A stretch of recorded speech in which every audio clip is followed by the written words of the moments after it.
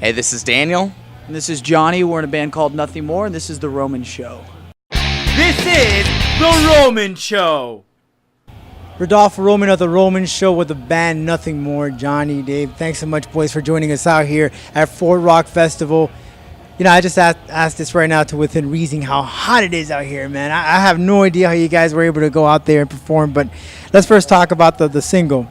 And obviously the video that just came out for This Is Time. Absolutely, I'm going to start off with Jonny real quickly.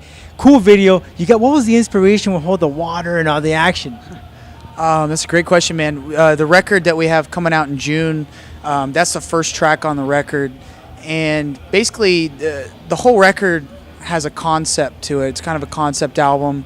And it starts underwater with the first track being Ocean Floor going into This Is the Time. And then it progresses later into Fire.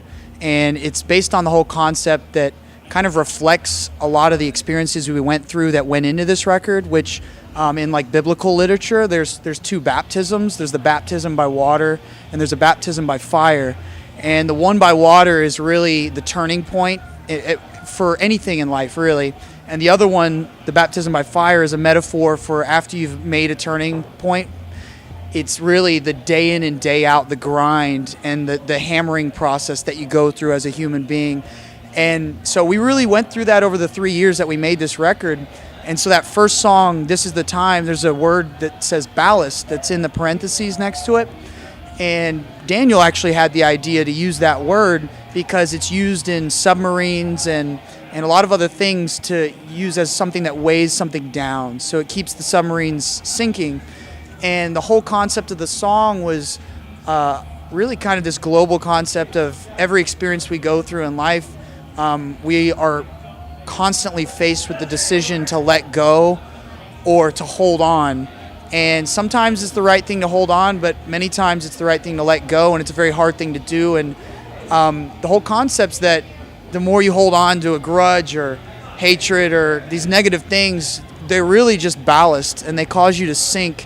And so the whole concept of the video being underwater and me being chained to this rock that was my ballast, my grudge, my whatever, that's really where the whole thing came from.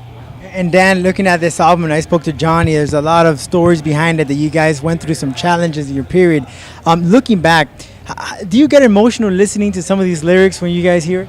Yeah, I do. You know, like this album was like tremendous for all of us. Like I had a relationship that was just kind of thrown on the rocks and destroyed, you know, things that I felt were like out of my control. And really like the time we were at as a band was so volatile, you know, just being independent and actually having to, you know, we lost a drummer, because Jonny used to be our drummer, so we had some hired guns for a little while, and then we lost, you know, someone that could actually play Jonny's parts. And yeah, it's very emotional listening back, because it was a time, for me at least, and I think for all of us, that was kind of pulling our hair out like this is probably going to be the last time I'm this stressed out about something in my life, kind of thing. And it's amazing to see the art that came out of that struggle, though, you know, and the hope that we all always had through it, you know, definitely I feel shines through the album as well. So.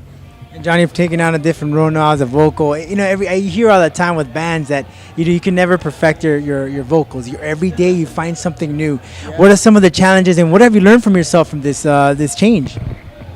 I've learned a lot about myself making this change. Not just technically as a singer versus being a drummer, but as a human being. I think it's like anything in life. If you take something on new and kind of cast yourself to the wind, if you will, and it's really every day, like you said, it's a learning process, because all my instincts are still a drummer. That's really where my heart is. I started learning drums when I was 7 years old. So I also simultaneously, I grew up and went to a private school, and there was only about 15 people in my class, and I was one of maybe 2 kids who didn't make the choir.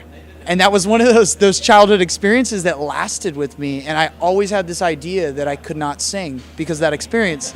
And at some point, through a lot of twists and turns and where we ended up being in between a rock and a hard place, had the thought and the I think desire within me that I wanted to be the singer, but I had all these doubts because I didn't know if I could sing. I could not sing at that moment. Like if you listened to me then, you would have been like, oh, this is a bad idea. You shouldn't sing. Have you sent out some of your music to your choir teacher? Because I've always wanted to do that. I was in the yearbook class, and they told me you can't write. You should be on TV. Yeah. Now I'm a writer.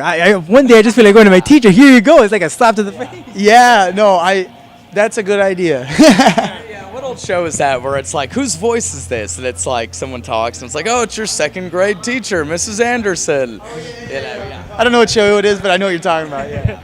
And now, going with performing here in Florida, Jonny, I told me you visited a couple of times here in the Sunshine State. It's the first time. What was the experience, the crowd reaction? Oh, man, the spirit here is strong, despite it being hot and humid and whatever, like everyone's just here and they're present and they let you know because there's like movement in the crowd, whether they've heard of us before or not. It's just, fists in the air, just wanting to be here and loving every second of it. So I can't wait to come back.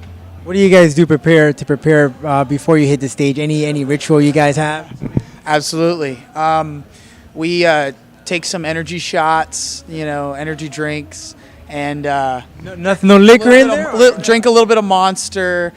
We all do this vocal warm up that sounds god awful, and anyone in the surrounding rooms are thinking that one of us or all of us are dying, but that's how we warm up our voices.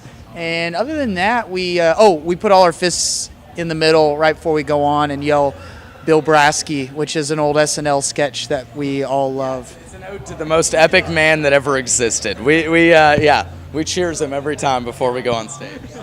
Bill Brasky. The new album drops in June. People can start getting it shortly on iTunes and Amazon and all that stuff.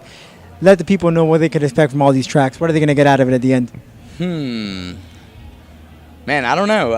Hopefully everyone can connect to every song or at least most of the songs, and I think they'll get just a rich album that was made not under pressure to just sell an album, but to like help somebody experience something, whether that's just the beauty of music or something that they're going through. Jonny, I'm going to ask this question for you, last question. I know that you're a big MMA fan. If you were to open up for one fighter coming down the aisle, who would you choose to perform their song, their hit song, or their theme song prior walking to the cage? One guy or a girl. It could be either or, because Ronda Rousey also kicking butt. God, does it have to be someone who's We go over the back. Over the past too? Man, Randy Couture. It may be him or Matt Hughes, only because I have a wrestling background, and so I root for my wrestlers. I wrestled in high school, but now more current, I would be really Jose Aldo. I would be really proud. The guy is sick. He's lightning, man.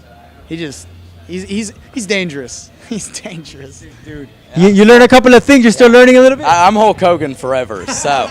So we could talk some pro wrestling. You been catching up with pro wrestling?